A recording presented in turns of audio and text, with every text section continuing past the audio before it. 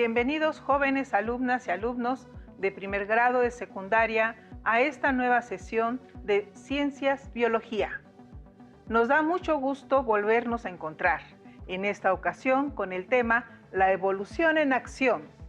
Estaremos con ustedes la profesora Ana Gabriela Martínez y la profesora María de los Ángeles Monroy. Hoy finalizaremos el aprendizaje esperado. Reconoce que el conocimiento de los seres vivos se actualiza con base en las explicaciones de Darwin acerca del cambio de los seres vivos en el tiempo. Y para ello, centraremos la sesión en el propósito recapitular los contenidos de este aprendizaje revisados en sesiones anteriores. Así que vamos a divertirnos con los temas vistos, pero ahora con una nueva visión. Ahora los invitamos a reflexionar acerca de cómo a partir de las explicaciones asociadas a la evolución de las especies propuestas por Darwin y Wallace en el siglo XIX, la biología ha avanzado a pasos agigantados en el conocimiento de los seres vivos en el planeta y ha permitido el desarrollo de nuevas ramas científicas para su estudio. La sesión de hoy la trabajaremos utilizando una ruleta y los términos incluidos en su abecedario biológico. Para iniciar, giraremos la ruleta y al parar se seleccionará un término o un personaje, el cual utilizaremos para recapitular lo que se ha aprendido y establecer relaciones con temas de la vida cotidiana. ¿Listos? La flecha de la ruleta apunta en Lamarck. Partamos con recordar a este peculiar personaje que dio pauta al fabuloso tema de la evolución. Ya nos permitimos hacer el bosquejo de un organizador gráfico. Vamos a completarlo con los datos más relevantes. Lamarck formuló la primera teoría de la evolución. En 1809 publicó el libro Filosofía Zoológica y Sistema de Animales Invertebrados, en el que expuso su teoría evolucionista. Opinaba que las modificaciones en los seres vivos se han dado como resultado del uso o desuso de determinado órgano. Formuló la teoría de la evolución, la herencia de caracteres adquiridos. A principios del siglo XX se revisaron sus ideas y se le comenzó a reconocer como un gran naturalista y pensador avanzado para su época. Hoy en día sabemos que el uso o desuso de un órgano no es heredable. La ciencia tiene esa característica. Los argumentos científicos pueden y deben ponerse a prueba. Si no resisten las pruebas, son falsos. Y si no pueden ponerse a prueba, no son científicos. Giremos nuevamente la ruleta y veamos ahora qué nos indica o a quién vamos a recordar. Muy bien, la flecha apunta a Darwin y Wallace. Es necesario que veamos brevemente cómo Wallace también tuvo un papel muy importante en la publicación de la teoría de la evolución por selección natural.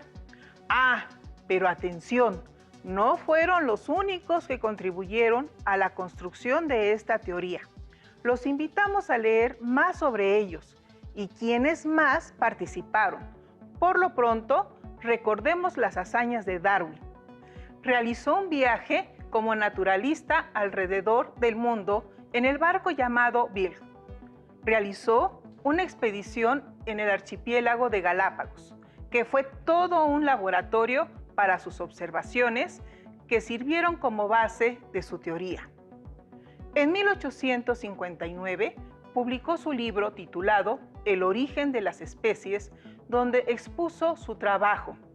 Explicó que en la naturaleza los organismos de una población presentan variaciones y nacen más de los que sobreviven, pues se tienen que enfrentar a depredadores, enfermedades, hambre, competir por los recursos que son limitados en una lucha constante, donde los mejor adaptados al ambiente sobreviven y se reproducen.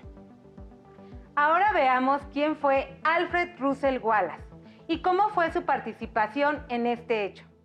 Nació en 1823 y falleció a los 90 años en 1913.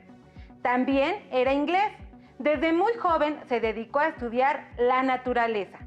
Fue naturalista, geógrafo, antropólogo, biólogo y prácticamente la mayor parte de su vida explorador. Observó la distribución geográfica de las especies animales, por lo que es considerado el padre de la biogeografía. Él realizó investigaciones en el archipiélago malayo, donde permaneció desde 1854 hasta 1862. Esto le permitió elaborar de forma independiente su propia teoría de la evolución. En junio de 1858, Darwin recibió un manuscrito de Wallace que contenía la exposición de la teoría de la evolución por selección natural. Se le había adelantado. A continuación, Darwin se puso a escribir un libro en el que plasmó sus ideas, aportando una gran cantidad de datos. Había nacido el origen de las especies. La cuestión se solventó cuando ambos se pusieron de acuerdo y publicaron de manera conjunta ante la Sociedad Linneana de Londres en 1860 un artículo en donde propusieron una explicación evolutiva basada en la idea de la selección natural. Aquí recordamos cuáles fueron sus aportaciones, pero ¿cómo trascendieron en la historia? Desde la muerte de Darwin en 1882 hasta principios del siglo XX, el darwinismo se apagó lentamente. El no poder explicar los mecanismos de la herencia parecía que condenaban la teoría a su propia extinción. Sin embargo, el redescubrimiento de los trabajos de Mendel sobre la herencia biológica hizo posible el resurgimiento del darwinismo. Fue hasta la década de los 30 del siglo XX que se integra la teoría de la evolución por selección natural como motor de la evolución con las leyes de la herencia mendeliana, ahora llamada teoría sintética, también conocida como neodarwinismo, que ha sido enriquecida con las leyes de la genética y evidencias de distintas ramas de la biología, como la paleontología, embriología, biogeografía, taxonomía, bioquímica, anatomía, entre otras. A más de 150 años después de su propuesta, la teoría de Darwin se ha convertido en el gran pilar de las ciencias de la vida. Giremos la ruleta nuevamente, a ver a dónde nos lleva. Fósiles, qué extraordinario. ¿Por qué son importantes? Por varias razones. Nos sirven para dar testimonio de la existencia de algunos seres vivos que habitaron nuestro planeta hace millones de años. Nos permite conocer su morfología, distribución y modos de vida. Ayudan a comprender las variaciones climáticas y sus efectos en la flora y la fauna. Aportan información sobre especies ya extintas y su relación con las actuales. Y nos proporcionan información sobre periodos concretos de la historia de la Tierra y su formación. Además, recordemos que es una de las pruebas que sirven como base para la formulación de las teorías evolutivas. Continuemos, giremos la ruleta. ¿A dónde iremos a parar ahora? ¡Oh! Variabilidad. ¿Qué es y qué tiene que ver con la evolución? Vamos a informarnos. La variabilidad es el conjunto de variaciones en el material genético de una población o especie. ¿Se acuerdan que Darwin nos decía que los individuos presentan variaciones o diferencias, pues están muy relacionados? En una población, por ejemplo, la de la especie humana, fácilmente podemos detectar nuestras variaciones en estatura, color de cabello, estructura ósea y demás. Sin embargo, todos nos parecemos, pues pertenecemos a la misma especie. De manera que los individuos de la misma especie nunca son idénticos entre sí, porque entre ellos hay variabilidad biológica, que es producto de la modificación genética, por lo que incluso dos hermanos son diferentes. Giremos nuevamente la ruleta. ¿Qué nos señala ahora? Excelente, bacteria Escherichia coli. Esto también es un aspecto novedoso. Para ustedes, no obstante, será muy interesante porque a través de ella podremos explicar cómo interviene la adaptación, selección natural y la evolución. Empecemos. Escuchen con atención el siguiente caso.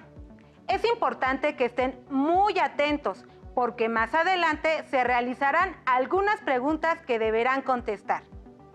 Carmen llevó a su hija Mariana al médico con fuertes dolores abdominales, náuseas, fiebre y diarrea. El doctor la cuestionó sobre la alimentación de su hija y Carmen comentó que evitan consumir alimentos en lugares públicos y que es muy cuidadosa al momento de elaborar los alimentos diarios. Durante la consulta, el médico preguntó sobre las actividades de Mariana. Carmen contestó que la lleva a clases de regularización y a natación y que en ninguno de esos lugares consume alimentos. Una vez terminada la consulta, el médico recomendó hacer un estudio en el que le detectó la presencia de la bacteria Escherichia coli. Con base en los resultados, el médico recetó un antibiótico, un analgésico y electrolitos orales. Ahora yo les hablaré de la bacteria que le detectaron a Mariana. ¿Recuerdan los superpinzones y las supertortugas? Pues aquí les presentamos a la superbacteria Escherichia coli. Más en confianza, la E. coli. Es una bacteria que habita en el intestino de la mayoría de los mamíferos sanos, entre ellos nosotros, los seres humanos. Forman parte de los microorganismos que habitan en nuestros intestinos y nos ayudan en la absorción de nutrientes. Existen varias cepas o colonias de bacterias y gran parte de ellas son inofensivas. Inclusive, la mayoría de las personas que contraen una infección por E. coli no desarrollan problemas graves y se recuperan por sí solas, sin necesidad de tratamientos. Entonces, ¿por qué preocuparnos por ella? Bueno, pues resulta que algunas son patógenas, es decir, causan enfermedades en el ser humano, como la cepa O157H7, la cual produce una toxina que daña el revestimiento interno del intestino grueso, lo que provoca fuertes dolores estomacales, vómito, cansancio, fiebre y diarrea. Pero, ¿cómo es que infectan al ser humano? Por comer alimentos contaminados, carne poco cocida, frutas y verduras mal lavadas, bebidas no pasteurizadas, agua contaminada y se puede transmitir de persona a persona. Afortunadamente existen medicamentos para combatir infecciones bacterianas. Los antibióticos son una maravilla. Han permitido combatir infecciones que antes eran peligrosas y mortales. Hoy son fáciles de tratar. Entonces, ¿cuál es el problema? ¿Y qué tiene que ver la adaptación, la selección y la evolución en este caso?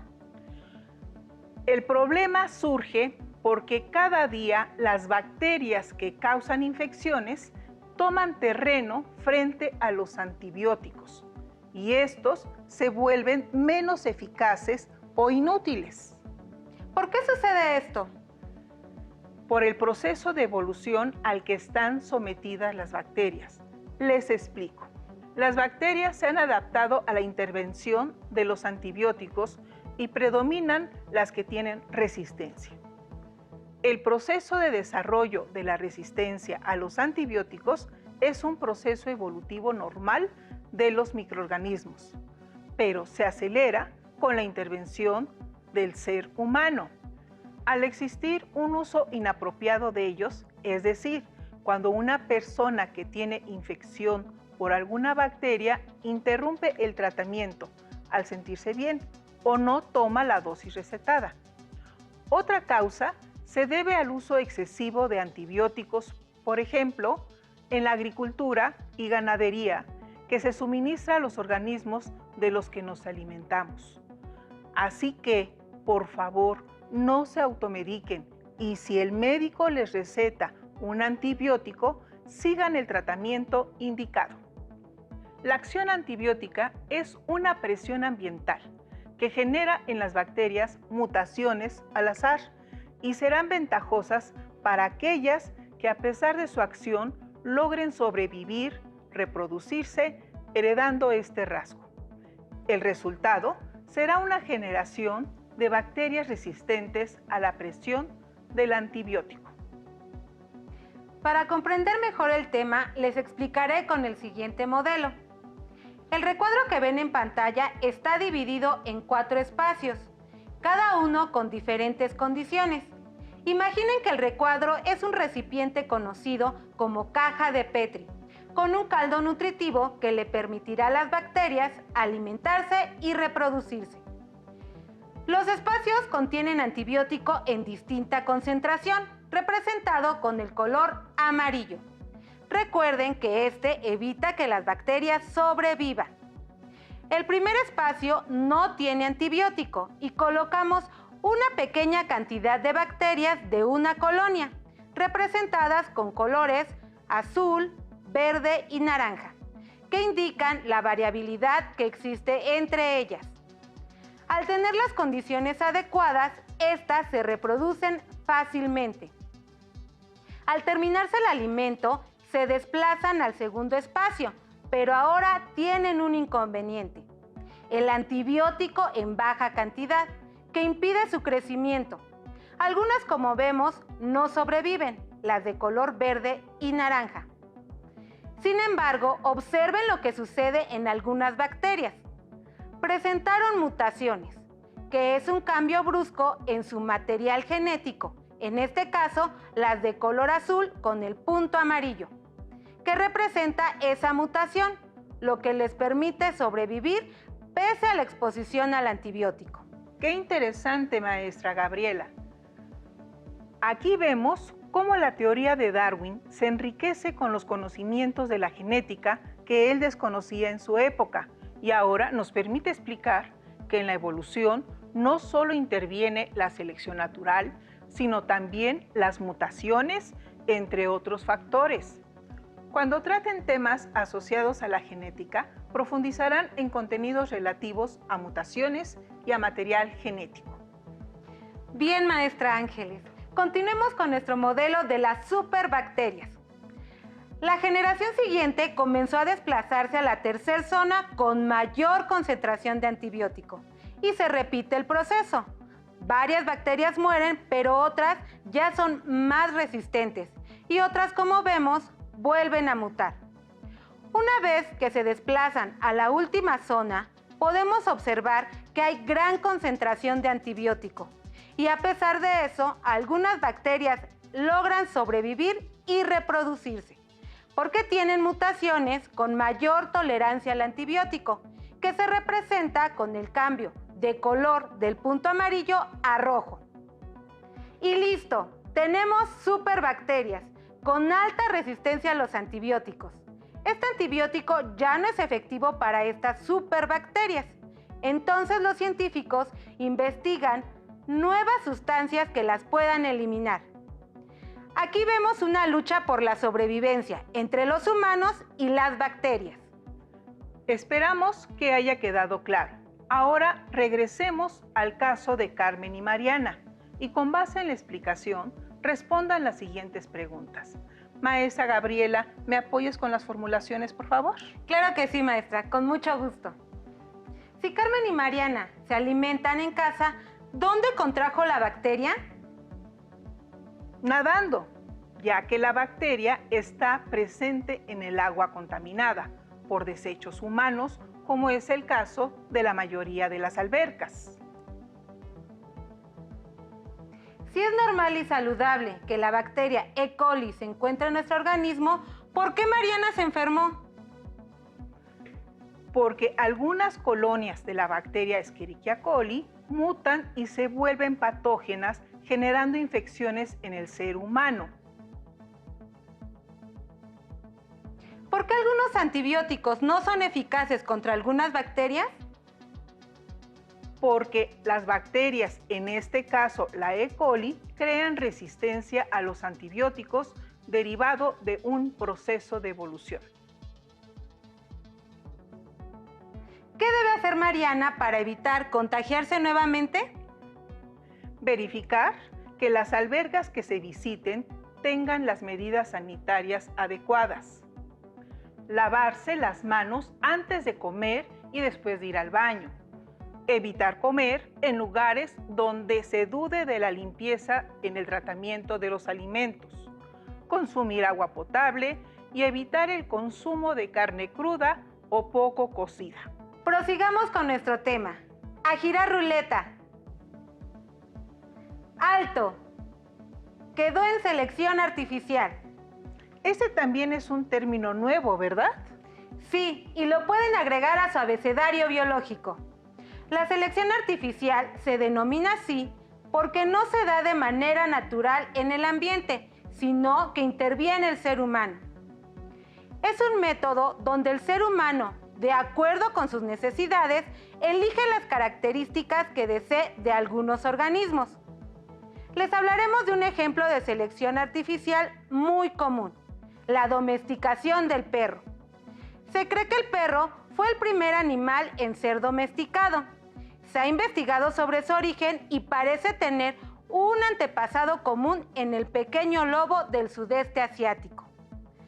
Para que la domesticación fuese posible, el hombre se encargó de seleccionar aquellos lobos que fueron sumisos ante él, y así sucesivamente con sus crías, hasta llegar a la gran variedad de perros de la actualidad.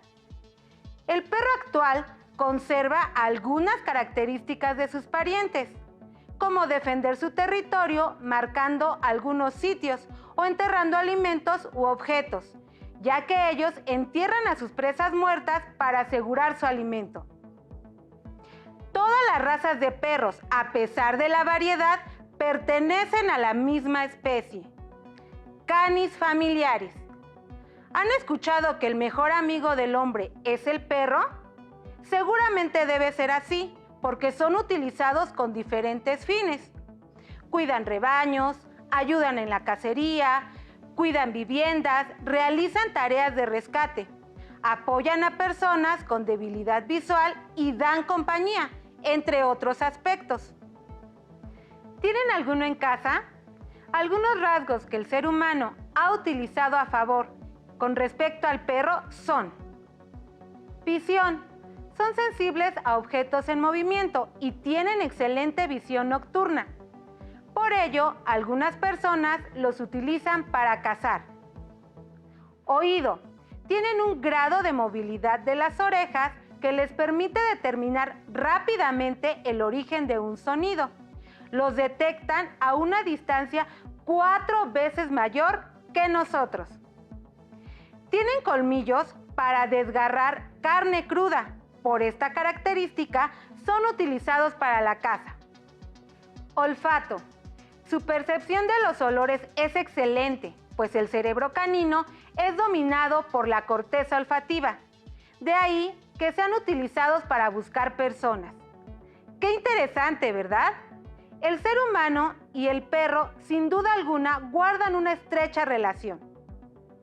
Pero el humano también ha intervenido en la selección artificial de otros organismos, como por ejemplo las frutas, verduras, cereales y otros animales. Ahora, con respecto al tema adaptarse para sobrevivir, recordemos la importancia de los tipos de adaptaciones en la evolución con la participación del doctor Ricardo Noguera Solano, profesor de evolución en la Facultad de Ciencias. Resumiendo, todas las características adaptativas, morfológicas, fisiológicas y conductuales son resultado del proceso evolutivo. En la siguiente diapositiva puedes ver ejemplos concretos de cada una de ellas. La flechita señala las espinas de las cactáceas, que en la mayoría les sirven como defensa ante los depredadores. Ahí también puedes ver otra característica adaptativa de las plantas, la cutícula gruesa, que le permite soportar o vivir en un ambiente donde el agua escasea. Las características fisiológicas, la flechita señala la fotosíntesis, que es un proceso fisiológico de las plantas, que la función que desarrolla la fotosíntesis es captar la luz luminosa del sol, transformarla en energía química y esta energía química a su vez transformarse en carbohidratos. Los carbohidratos son los elementos básicos que nos dan energía, que mantienen el movimiento de la vida. En la siguiente flechita señala la conducta, que es una característica adaptativa generalmente en animales, que les permite vivir cohesionados, vivir en sociedad para protegerse, para conseguir alimento, para cuidar a las crías, etc. Resumiendo, estas tres características adaptativas, morfológicas, fisiológicas y conductuales, son resultado del proceso de la evolución. Para que recuerden, anoten los tipos de adaptaciones y mencionen cuál es el papel de las adaptaciones en la evolución. Verifiquemos. Seguramente anotaron adaptaciones morfológicas, fisiológicas y conductuales y su importancia en la evolución. Ya les sugerimos el concepto de selección artificial para integrar a su abecedario biológico y si gustan pueden agregar otros. Esperamos que haya quedado claro. Esperamos haber cubierto las expectativas del propósito y reflexionar cómo se ha ido construyendo la teoría de la evolución por selección natural con la participación de muchos científicos desde épocas pasadas y actuales. Algo muy interesante que vimos, maestra Gabriela, es que conocimos algo de la vida de aquellos personajes que han intervenido en la teoría de la evolución, que el conocimiento científico se construye poco a poco y que las personas que lo hacen contribuyen con aciertos y con errores. Con esto terminamos. Les agradecemos que nos hayan permitido estar con ustedes, así como su participación en las actividades. Esperamos que hayan aprendido mucho y también disfrutado. Nos vemos pronto.